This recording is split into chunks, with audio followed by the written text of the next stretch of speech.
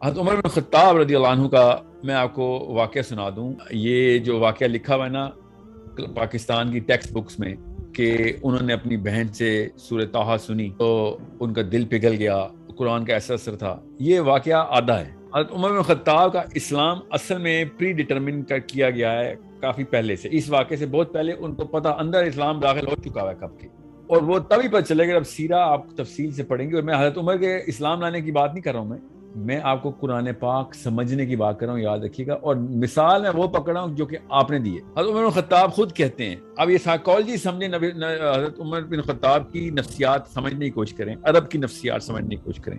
حضرت عمر بن خطاب کہتے ہیں کہ میں بہت شراب پیتا تھا, اتنا کہ شاید ہی عرب میں کوئی اتنی شراب پیتا ہو. ایک دن میں نیچے گیا ہوں شراب پینے بازار میں, پب میں, شراب خانے میں, تو وہ چھٹی پہ بند تھا. کہتے یہ پہلی دفعہ ہوا تھا, اس کا مطلب ابھی نشے میں نہیں تھے, کوئی شراب نہیں پی تھی, پینے گئے تھے. ابھی یہ کسی وجہ سے بتا رہا ہوں, ابھی پوری طرح وہ ہوش میں تھے.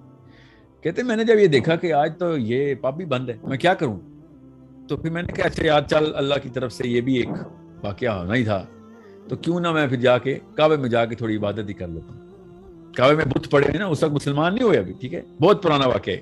رات کا ٹائم تھا, کعبے میں کوئی بھی نہیں تھا. اچانک حضرت عمر خطاب کہتے ہیں میں نے دیکھا کہ ایک بندہ کھڑا ہوا ہے اور عبادت کر رہا ہے. کہتے رات کے وقت ایسے تو نہیں نظر آتا, تو کہتے میں نے دور سے دیکھنے کی کوشش کی کون ہے, تو تھوڑا سا قریب گیا ہوں تو ایک دم میں نے پہچان لیا کہ یہ تو محمد ہے, اور اس وقت تک کو نبی علیہ السلام کے شدید دشمن ہے. پھر حضرت عمر خطاب کی نفسیات دیکھیں, کہتے کہ میں یہ سوچنا شروع ہو گیا کہ یہ کیا پڑھتا ہے. میں نے سننا ہے, یہ جو لوگ پاگل ہو جاتے ہیں اس کو جادوگر کہتے ہیں, اتنا پیار کرتے ہیں, میں بھی تو سنوں یہ کیا ہے, what is he saying. تو کعبے پہ نا لحاف جو تھا نا کعبے کا, اس کعبے کے لحاف کے پیچھے کہتے ہیں میں چھپا لیا اپنے آپ کو, اور سرکتا میں آپ نبی علیہ السلام کے بالکل سامنے آ گیا ہوں. نبی علیہ السلام کو نہیں پتا رات کا ٹائم ہے, کعبے کے سامنے نبی علیہ السلام نماز پڑھے ہیں, اور حضرت عمر لحاف کے پیچھے آئے کھڑے ہو. اور حضرت عمر نے غور سے سننا شروع کر دیا. آپ کا سوال یاد رکھیے گا, آپ نے سوال کیا پوچھا ہے کہ قرآن پاک کس طریقے سے اثر کرتا ہے. میں اور آپ مسلمان ہیں, اوکے, حضرت عمر ابھی اس وقت مسلمان نہیں ہوئے. اتنا بڑا مسئلہ کہ ہمیں مسلمان ہونے کے باوجود بھی قرآن نہیں سمجھ آتا. اور حضرت عمر بن خطاب کہتے ہیں میں نے سننا شروع کر دیا کہ محمد کیا کہہ رہے ہیں. اللہ کو پتا ہے کہ نیچے واقعہ کیا ہو رہا ہے. اور نبی علیہ السلام نے سورہ حاقہ شروع کی. علماء کرام نے لکھا ہے, مودودی صاحب نے لکھا کہ حاقہ اس وقت نازل ہوئی ہے, نازل ہونی شروع ہوئی. نبی علیہ السلام نے سورہ حاقہ شروع کر دی. تو حضرت عمر نے کہا کہ یار کیا ردم ہے. خود لکھتے ہیں وہ کہ کیا ردم کا مطلب ہے کیا میٹر ہے, میزان ہے اس پورے کے پورے شعر کا, جو انہوں نے کہا کہ یہ شعر ہے. تو کہتے ہیں یار یہ تو واقعی لوگ پھر اسی لیے فریفتہ ہیں محمد پہ کہ کیا شاعر آدمی ہے.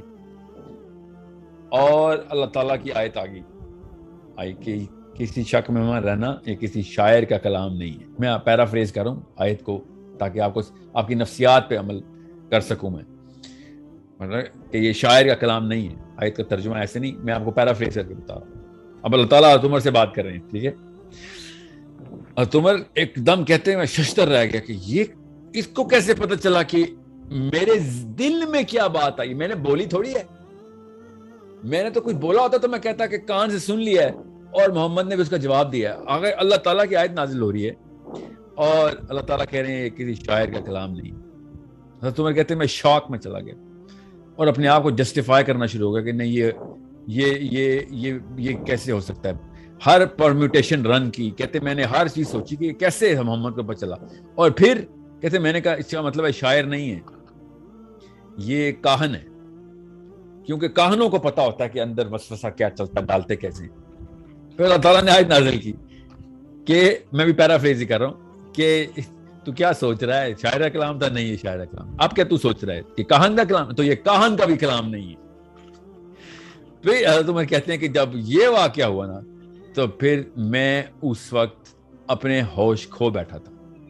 یاد رکھیے گا حضرت عمر شراب پینے نکلے ہوئے ہیں, یاد رکھنا, ٹھیک ہے. اب اسلام میں نہیں آیا ہوا ابھی, ٹھیک ہے, ابھی اسلام قبول نہیں کیا ہوا. اور ابھی ہوش میں ہیں کیونکہ شراب خانہ بند ہے. ٹھیک ہے. اور یہ واقعہ جب ہوا تو کہتے ہیں کہ میں نے کیا حملہ کرنا تھا, کیا نقصان پہنچانا تھا محمد صلی اللہ علیہ وسلم کو. میں نے پھر ڈر کے واپس سرکا اور کعبے کے واپس الٹی طرف آیا, لحاف کے پیچھے سے نکلا اور دوڑ لگا دی. یہ حضرت عمر بن خطاب کا اسلام کا اصل میں واقعہ ہے. ٹھیک ہے. کیوں میں کہہ رہا ہوں یہ اصل میں واقعہ ہے؟ کیونکہ حضرت عمر نے خود بتایا ہے. اب پاکستان کے اندر حضرت عمر کے اسلام لانے کا یہ واقعہ پتہ کیوں نہیں لکھا جاتا؟ کیونکہ پاکستان کی نفسیات میں یہ جب شراب لفظ لکھا جائے گا نا تو وہ کہیں گے کہ نہیں یہ نہ کر دینا, یہ نہ کر دینا, عوام شراب پہ تل جائے گی. ان لوکل شودر کنورٹڈ مسلمانوں کی نفسیات کام ہی ایسے کرتی. عرب کس طرح کھل کے بیان کرتا ہے اپنا ساتھ. حضرت عمر بن خطاب اپنا ہی واقعہ کھل کے بیان کر رہے ہیں اور ہم نے وہ چھپا دیا ہوا ہے. ہم نے کیوں چھپایا ہوا ہے آپ کو پتا ہے؟ 35-36 اس طرح کے وجوہات ہیں جو میں نے پوچھی ایک پاکستان کے ٹاپ عالم سے کہ یہ والا واقعہ کیوں نہیں بتاتے. تو انہوں نے بتایا اس میں یہ مسئلہ ہو سکتا ہے, اس میں یہ مسئلہ ہو سکتا ہے, اس میں یہ مسئلہ ہو سکتا ہے. اور میں نے کہا یہ 35 مسئلے سائڈ پہ کریں اور جو اصل میں مسئلہ آپ نے کر دیا وہ آپ نے بتایا نہیں کہ آپ نے عرب کی نفسیات چھپا دی اور پاکستانی نفسیات میں اسلام فٹ کرنے کی کوشش کی آپ نے. سوچیں تو صحیح.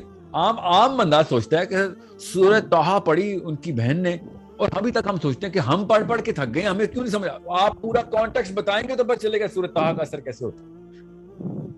You need to understand. ہمیں خود دور کرتے ہیں یہ 2 نمبر بابے میں اسلام سے دور, نفسیات کو چھوڑ دیتے ہیں ہمیں. جبکہ اسلام جیسے بکر خوشاب میں آیا تھا. جس جگہ کی نفسیات, جس جگہ کی سائیکالوجی, وہاں کی کلچرل سائیکالوجی وہ سمجھیں گی تو آپ کو پتہ چلے گا صحابہ کس طریقے سے ایک مشن کے اندر داخل ہوئے اور پوری دنیا کو فتح کر کے چلے گی.